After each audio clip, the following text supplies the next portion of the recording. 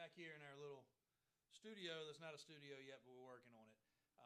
Not going to consider this a podcast, but just a nice quiet place to sit and kind of explain something that has really become a pretty big topic from a post that we did about a rollback. But it's called buyer's remorse. I never heard that term. Then finally one day my dad said, hey, we got a customer, he's got buyer's remorse. He was talking to one of my sales guys. Put that on silent. So I was like, I don't understand what that is. I was a kid. But anyway, as time went on, you see it happen in this business quite often. We sell a lot of vehicles. We touch a lot of people, different types of people. And we don't physically touch them, so don't worry, AJ. He's shaking his head. But we do touch a big demographic of people from all different walks of life. What is buyer's remorse? Because it is a real term, and it does really happen. If you're in the car business for long enough, you're going to have it happen. Thankfully, it doesn't happen all the time, but we have some pretty good examples of it happening and why it happens. And we've also got some pretty good stories that lead off of that that we could talk for days about. But at the end of the day, buyer's remorse, typically people get all excited, and that's why we're no pressure. If you've ever been to our dealership or dealt with us, we are absolutely zero pressure. A lot of times customers, leave. They might go elsewhere. They might go home and think about it. We'd rather them go home and think about it and be like, I really can't afford that truck, than to come and buy it and then realize they can't afford it after 60 or 90 days of making payments. And that's where a lot of dealers are different. And I think a lot of dealers probably see buyer's remorse way more often than we do, because once you say yes, they're shuffling paperwork. They're getting things done. They want to get it all knocked out. Whereas we're, okay, you're sure? You're happy? Okay, cool. Then come out and see us tomorrow. Whatever. You might go home, sleep on it, and not want to come back. But again, we'd rather you learn that up front than after the fact. So what are a couple examples? One, if you scroll back and watch the video of the rollback that we did, that's a pretty perfect example. They did not know what they were getting into. They did not realize they were spending $50,000 versus $150,000 for a brand new truck. And to that, even brand new trucks break. A lot of people are like, they should have bought a new one. Well, guess what? The dealerships are loaded with vehicles that are under warranty that are broken. And a lot of times parts aren't available. So buying new, buying used, whatever, their truck's actually still running. They did not realize all the overhead it takes to run a business, and it overwhelmed them. So they're going to have to work that out with the bank. Not with us, but, that is a real situation. Another good example was an F450. I drove this F450 right around the median time of COVID. It was an almost brand new truck. It was lifted. It was accessorized. It was really decked out. It was a cool truck. It had at one point a check engine light come on, but the check engine light went back off as I was driving it. We have a Ford technician that works for us. He scanned it while the light was on. He did not clear it because we wanted to leave the code in there so that when we took it to the Ford dealer, it was under warranty. When we took it to the Ford dealer, they could fix it. Well, lo and behold, a day or so later, the light wasn't on anymore. It was a turbo pressure code or turbo back pressure code or something to that effect. There's a sensor involved with that. It was under warranty, no big deal. So anyway, I drove the truck for probably 2 months. Great truck. Customer comes along, says, I'd love to buy that truck. It was, again, almost brand new, under warranty. Nothing was modified in the motor, completely stock, but it was modified in lift kit, wheels, and tires. So he gets it. Of course, I'm sure it was a big payment. We don't see that side of it. We don't do the financing in-house. He was from, let's just say Texas. He ships it home. He drives it for a few weeks. Then we get a call. I don't know what to do about this truck. I think I'm going to have to return it. Well, we don't have a return policy, but what's going on? Let's talk about it. Well, it's got a check engine light. And I was like I said, I told you when you bought it, it had a check engine light that came on one time, went back off. If you had problems, take it to the dealer. Yeah, I remember you telling me that. Well, dealer says they're too busy to get to it, and they don't know if they're going to work on it because it's modified. Well, every dealer has the right to turn something away.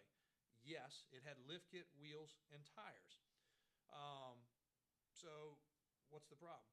Well, I just don't have time to leave it. I'm like, well, you got to have time to leave it. They got to check it. They got to diagnose it. Call them back. I don't know what to tell you. Well, the light's not on now. Oh, okay. Well, the light went back off. That means that the code went away. That means that it was a glitch. And again, it turns out it was a sensor. I'm going to get to that.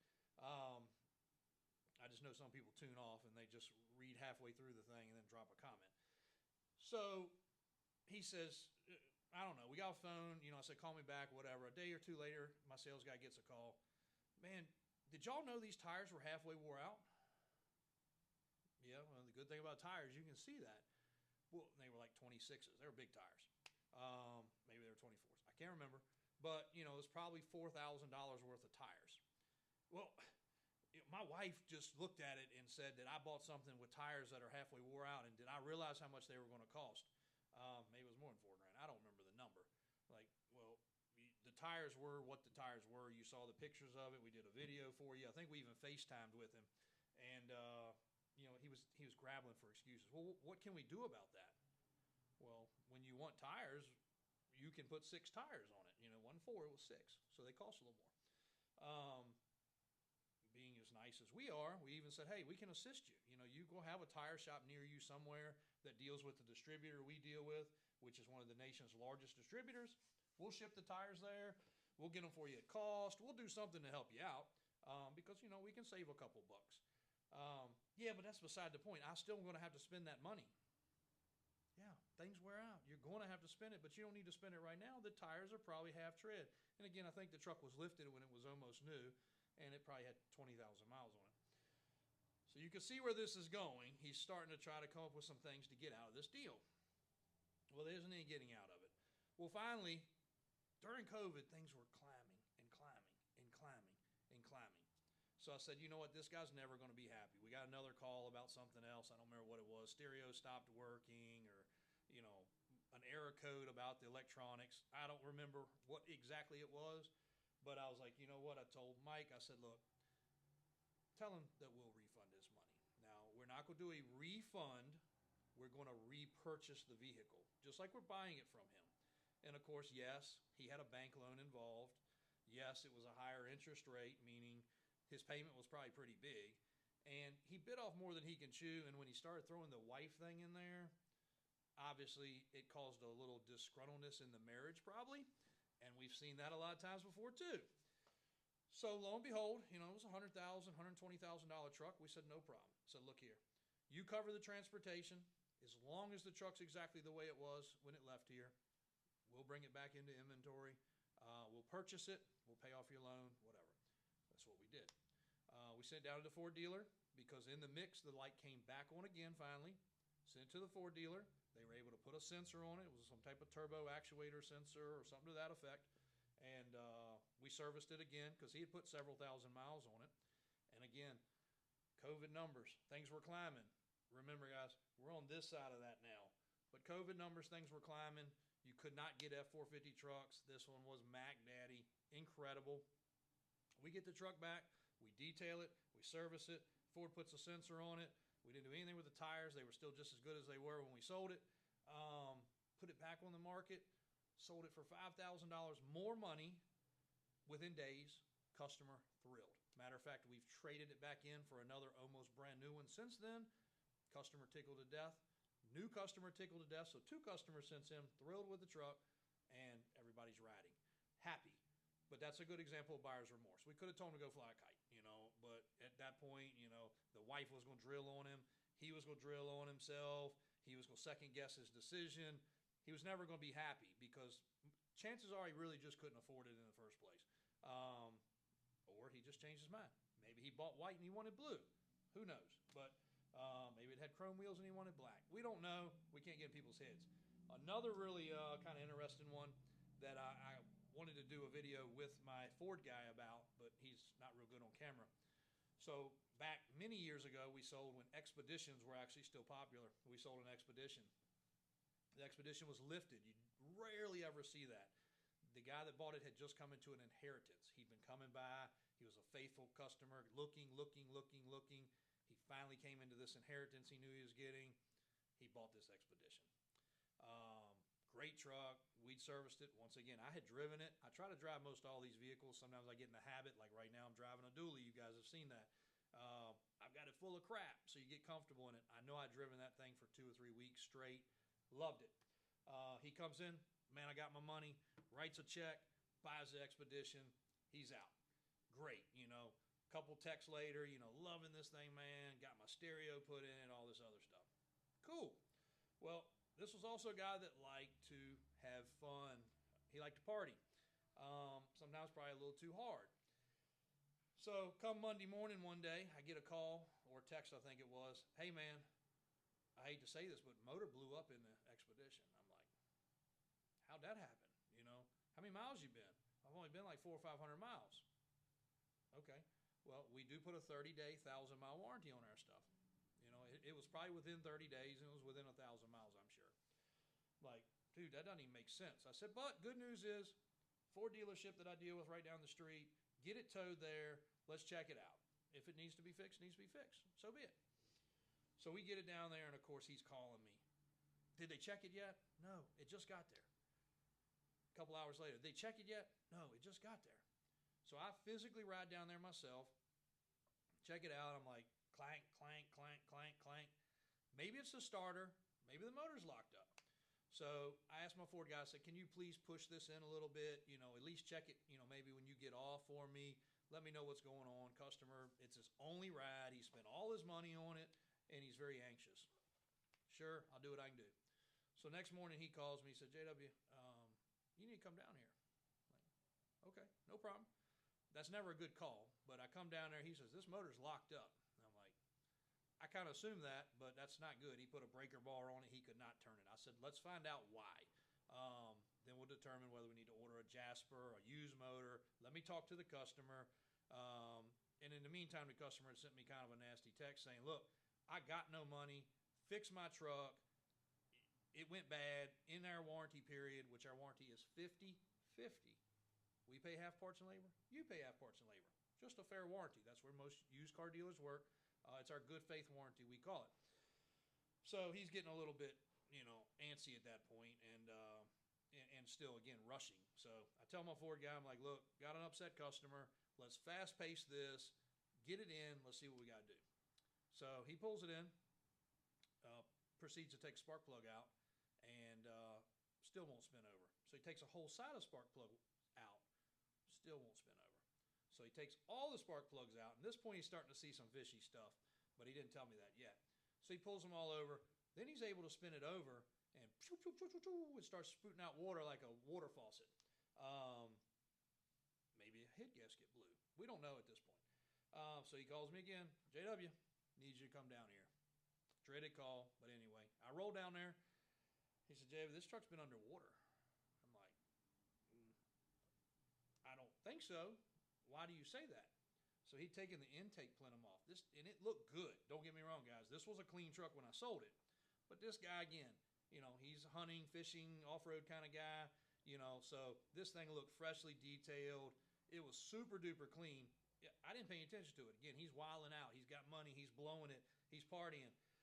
Well, he partied a little too hard on that Saturday night before I got the phone call on that Monday morning. Or it might have been the Sunday night. And a bunch of his buddies, after the fact we found out, went off-roading. And sure enough, they talked him into going into a hole, nose first, and submerged the motor, which in turn sucked in water into the cylinder heads. Now, it was muddy, so he detailed it and cleaned it up. But guess what? Underneath the plastic intake plenum that they didn't take off, or the cover, I should say, was grass and mud and everything else. So could you say maybe that happened before he got it? Maybe that was old. Well, we'll get to that. So freshly detailed, we know what happened at this point. So I'm out. Like, that's abuse. The warranty does say, misuse, neglect, kills a warranty.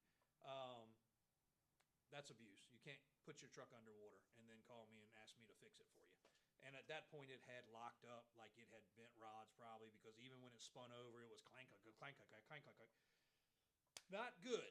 So I call him. I say, hey, man, is there any more to this story? And he's like, no, dude, it was running great, and it went bad. And I'm like, well, there's water in the motor.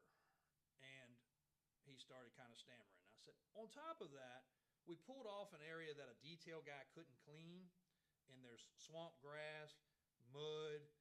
It's still water in there, standing there, like frog stinking water, you know. And at that point, he was like, well, dude, we did a little off-roading, but it shouldn't have got to that. I said, you didn't do a little off-roading. The truck went underwater. I said, we're not dumb. I said, you've been nasty, you know, with your text. I said, I'm out. I'm done.